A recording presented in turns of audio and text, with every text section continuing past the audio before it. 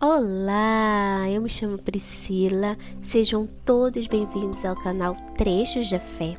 Aqui é um espaço dedicado à reflexão e ao compartilhamento de mensagens inspiradoras e edificantes para fortalecer a sua fé e a espiritualidade. Aqui você encontrará trechos de ensinamentos religiosos, histórias de vida, testemunhos e muito mais. Sejam bem-vindos e vamos juntos em busca de uma vida mais plena e significativa.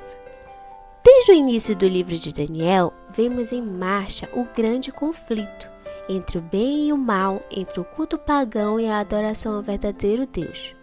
Logo no primeiro verso, duas cidades se destacam.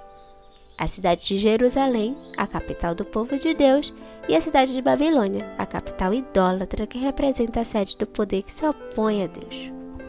De fato, estas duas cidades são mencionadas em toda a Bíblia, do Gênesis, capítulo 4, verso 17, capítulo 10, verso 10, ao Apocalipse, capítulo 14 e capítulo 18, capítulo 21, verso 2 e 3.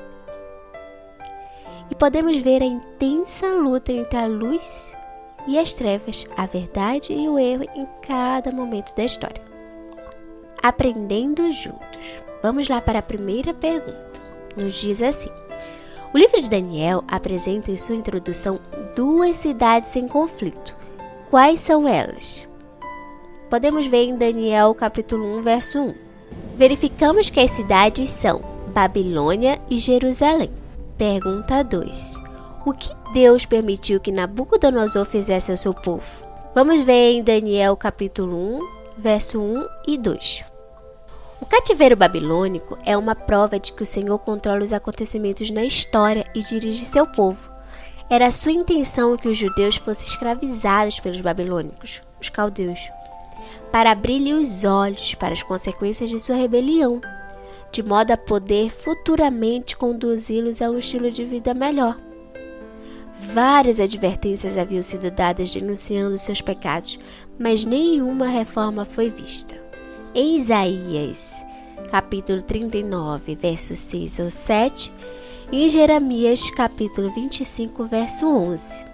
Deus, então, para cumprir seus propósitos e salvar seu povo, permitiu o cativeiro, entregando-os a Nabucodonosor. 3 desafios dos jovens hebreus. Qual foi o primeiro desafio imposto aos jovens cativos na Babilônia? Em Daniel, capítulo 1, verso 3 ao 4, Nabucodonosor ordenou que os jovens fossem preparados para assistirem no palácio do rei e deveriam aprender as ciências dos caldeus para adotarem os elementos pagãos mesclados nesta cultura. Este período preparatório ele duraria 3 anos, lá em Daniel capítulo 1, verso 3 ao 5. E no final dele seria feito um teste para saber quem estaria apto a assistir no Palácio Real. Pergunta 4. Qual foi o segundo desafio que Daniel e seus amigos tiveram que se submeter durante esses 3 anos? Em Daniel, capítulo 1, versos 5 ao 6. Provavelmente, alimentos imundos e bebidas alcoólicas faziam parte do cardápio, algo que era proibido pela lei judaica, em Levítico 11 e Provérbios, capítulo 20, verso 1. Além disso, as carnes ali oferecidas eram primeiramente sacrificadas aos ídolos pagãos, costume também condenado no Novo Testamento, lá em Atos, capítulo 15, verso 29. Este foi um segundo teste para os jovens hebreus, o desafio do regime alimentar. Que atitude Daniel tomou com relação à dieta determinada pelo rei? Em Daniel, capítulo 1, verso 8, no momento de prova, Daniel manteve-se fiel a Deus e decidiu seguir os princípios de temperança, mesmo que com isso contrariassem a ordem do rei e pusesse em risco a própria vida. Pergunta 6. Que experimento Daniel propôs ao cozinheiro-chefe e qual foi o resultado? Em Daniel, capítulo 1, verso 11 ao 16, diz assim: Daniel propôs uma alimentação alternativa durante 10 dias. Ao final deste período, os resultados provaram exatamente o oposto do que o cozinheiro-chefe esperava. Os que haviam sido temperantes estavam mais saudáveis, mais fortes e possuíam maior capacidade mental que aqueles que condescenderam com o apetite. Pergunta 7. O terceiro desafio refere-se à mudança dos nomes. Que novos nomes receberam Daniel e seus amigos? Em Daniel, capítulo 1, verso 7. A mudança dos seus nomes significava que estes jovens hebreus estavam sendo adotados na corte babilônica. Intencionava-se que eles abandonassem sua religião hebraica e aceitassem o politeísmo de Babilônia. Seus novos nomes representavam divindades caldeias. Isso representava um terceiro teste, o desafio religioso. Perceba a diferença entre os nomes, nome e o significado. Daniel significava Deus é meu juiz. Beltazar, Bel, proteja a sua vida, a do rei. Ananias tinha o significado o Senhor é bondoso comigo. Sadraque tinha o significado inspiração ao Deus Sol. Misael, semelhante a Deus. Mesaque, servo da deusa Sheba.